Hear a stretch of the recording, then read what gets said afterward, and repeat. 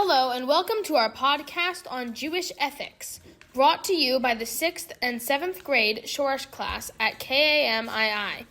Jewish ethics is basically what ancient dead Jewish philosophers think it means to be good and to do the right thing.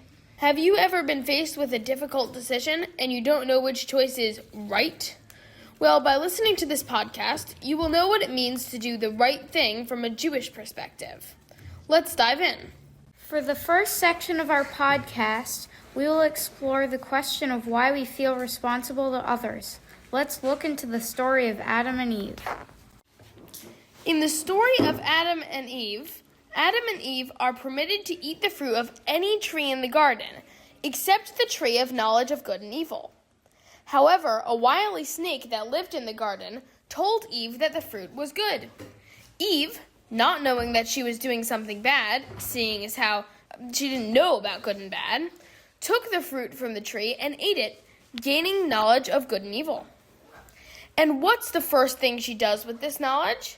What she doesn't do is apologize to God. Instead, she advises her husband to eat the fruit. Adam, knowing none the better, eats the fruit, and likewise, he doesn't apologize to God. Instead, he and Eve hide from God. When God learns that they are hiding from him, he knew they had eaten the forbidden fruit, because otherwise they wouldn't know to hide from him in the first place. God kicks them out of the Garden of Eden permanently. This story covers a fundamental question in Jewish ethics. How does the knowledge of good and evil make us responsible to do good? Before they ate the fruit, they couldn't have known not to, so they are not to blame. But once Eve knew what she did was bad, she should have gone to God at once and apologized. However, even knowing that she was disobeying God now, and that she was roping Adam into it, she still told Adam to eat the fruit too. Additionally, after eating the fruit, they both hide from God so he wouldn't punish them. Perhaps if they had apologized then, they would have been forgiven. This is what they were punished for, not eating the fruit, but not doing the right thing once they knew that it was right. When you make a decision, how do you decide to make it? When making a decision, you should always think before it. You should think if it's responsible, good for you and others, and if it's kind to you and others. You should also think, do I really need to do this? You have to get in the middle of selflessness and selfishness. If you're too selfish, then you're not thinking about people around you. If you're too selfless, you're not thinking about yourself. You decide whether the decision will have a good impact or a bad impact. If you judge it to be something that will have a bad impact, don't do it. Hi, I'm Taylor. I'm Nora. And I'm Lena. And we have a question. Have you ever been in a situation when you didn't know if you should do what's best for you or another person?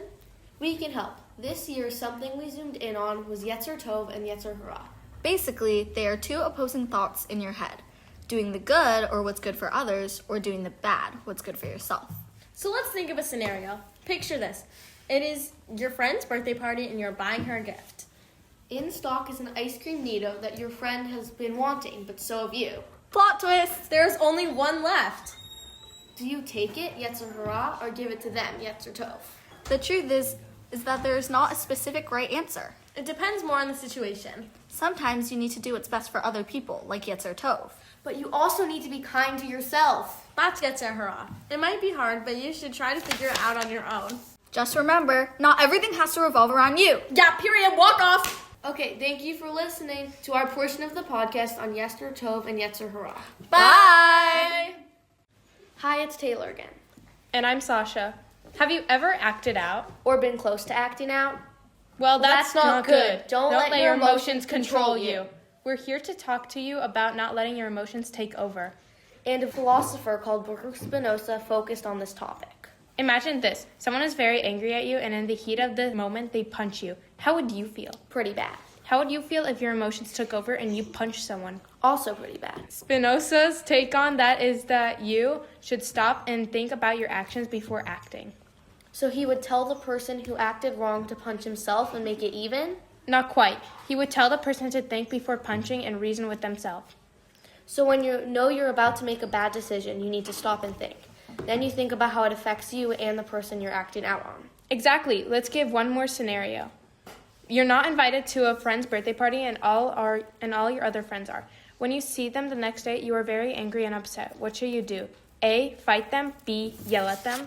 C, think about the result of what your actions will do and walk away. C. Good job, Taylor. Maimonides was a philosopher. Maimonides had 3 rankings: dignity of the receiver, intent of the giver, and actual benefit. Today we'll talk about which is better and which is worse, according to multiple opinions. Dignity of the receiver. This could be something like giving someone money while they are asleep or away. This would make it so the recipient doesn't feel obligated to owe the giver something. In the giver, this is asking why the giver gives. Was it for the recipient to thank him? Was it for him to feel good about themselves? In the intent of the giver means lots of the situation. Actual benefit. This would be best if they maybe gave them a way to make money long-term, like a job or a long-term charity. This could also be the giver giving the recipient a large amount of money. According to Maimonides and me, Felix, and Malachi, this is the best option. If you see a homeless man asking for money to buy food, do you A, give them money but they could buy something bad? B, buy them food? Situation A. Kind sir, could I please have some money? I don't have anywhere to sleep or anything to eat.